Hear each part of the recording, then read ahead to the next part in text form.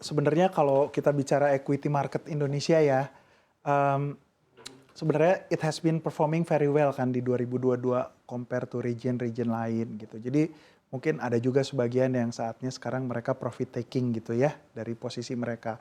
Walaupun sebetulnya eh, berbeda dengan developed market, emerging market khususnya Indonesia, dan itu proven di 2022 juga, dan kita lihat 2023 kita masih akan baik juga.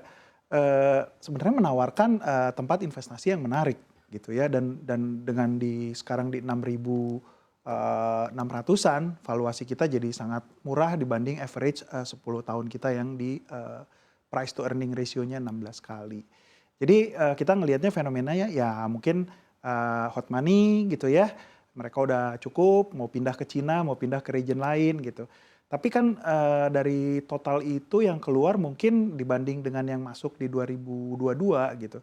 Itu mungkin nggak lebih dari 25%-nya yang keluar sekarang ya. Jadi ya hot money, easy come, easy go. Tapi mungkin Indonesia masih tetap atraktif sih sebetulnya untuk investor asing masuk juga ke Indonesia. Jadi Anda melihat mengenai net sell asing yang masih marak ini memang fenomena hot money yang terjadi ya. Namun volatilitas ini Pak Awan kira-kira akan berlanjut sampai kapan? Fenomena hot money di mana keluar dana asing, masuk dana asing, begitu volatil untuk IHSG sendiri Pak Awan? Ya, menurut saya kalau volatilitas justru ini saatnya adalah investor lokal untuk membeli di harga yang murah ketika hot money ini keluar misalnya gitu ya. Sehingga nanti kita lebih dominan. Jadi seperti di surat utang misalnya, sekarang asing sudah tereduksi signifikan gitu kan. Nah, harapannya demikian, jadi kita yang lebih benefit lah gitu di equity market ini. Masalah hot money ini kapan dia akan datang, kapan dia akan kembali ya. Biasanya mereka berharap di tempat lain akan lebih baik. Ya, sekarang berita yang tersebar adalah oke, mau ada relaksasi di China, mereka pergi ke Asia Utara gitu ya. Mereka masuk ke situ ya. Tapi ketika itu tidak materialize, mereka akan lihat fundamental akhirnya. Oh, ternyata Indonesia masih kuat dan terus menarik gitu ya. Mereka akan kembali. Jadi memang begitu tipikalnya. Yang catatan saya yang penting adalah jangan kejadian di 2008 terulang, yang mana domestik juga ikut panik jualan gitu ya. Bisa dimengerti karena pada saat itu makro kita lebih jelek dari sekarang. Domestik panik jualan mengikuti asing gitu ya. Lalu 2009-nya nggak nyampe 18 bulan gitu ya, 12 bulan kemudian marketnya naik hampir 100%. Domestik kita baru beli ketika marketnya juga udah mahal gitu. Nah, jangan sampai seperti itu. Jadi kalau bisa sekarang ya udah gitu, ini mereka pergi, kita beli barang-barang murah ini gitu ya.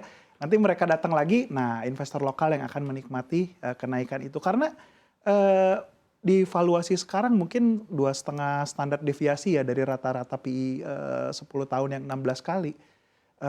Harusnya murah sekali sih dan menarik. Padahal earning perusahaan-perusahaan kayak di 2022 itu 90%, 95% tercapai.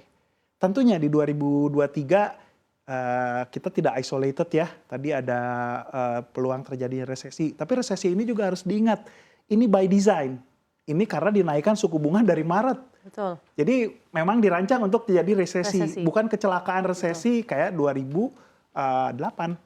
Nah, jadi maksud saya adalah kalau memang kita juga udah tahu seperti itu, tentunya pemerintah sudah melakukan antisipasi juga supaya bisa dampaknya yang signifikan bisa terhindar, dan kita pikir kita masih bisa bertumbuh di 4,7 sampai 4,9 GDP kita ya di 2023.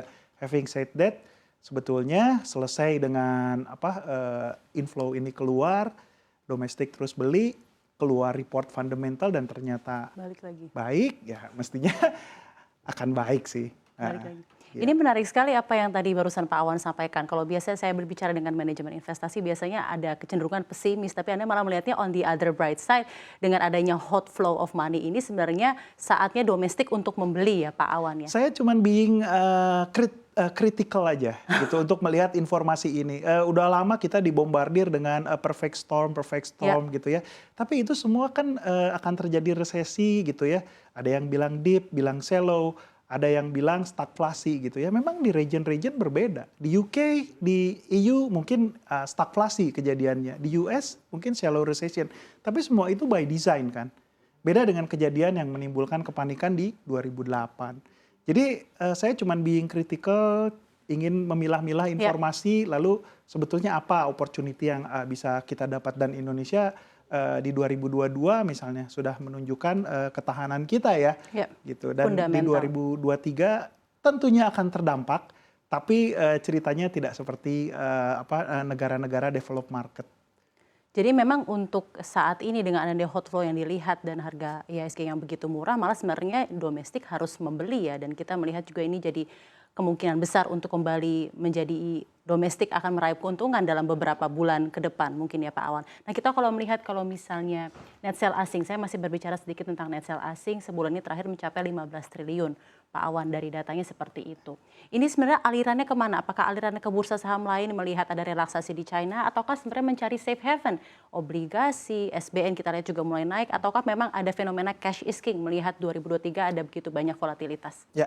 Kalau kita ngelihat ada kenaikan di tentunya kita nggak tahu aliran dananya, ini semuanya adalah analisis ya gitu. Kalau kita ngelihat kenaikan ada di Asia Utara, mungkin sebagian memang masuk ke situ. Nah, apakah sebagian lagi kembali ke US gitu? Bisa saja gitu ya, karena memang mungkin pinjam dengan suku bunga murah. Tapi mestinya itu sudah terjadi di awal-awal gitu, kalau yang memang repatriasi. Karena begitu mereka tahu the Fed naikinnya 75 di awal-awal. Kalau orang yang punya logical thinking, Safrina, kita punya utang gitu ya. Ini udah naik kayak gini dan trennya akan naik, segera kita discharge utang kita ya gitu. Jadi I don't think much itu balik ke sana.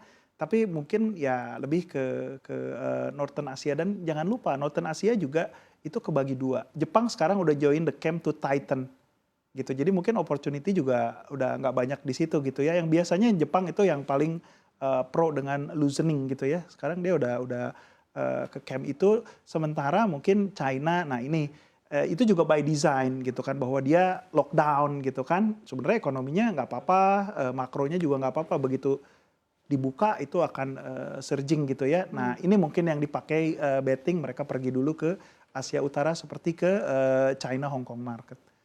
Pak Awan,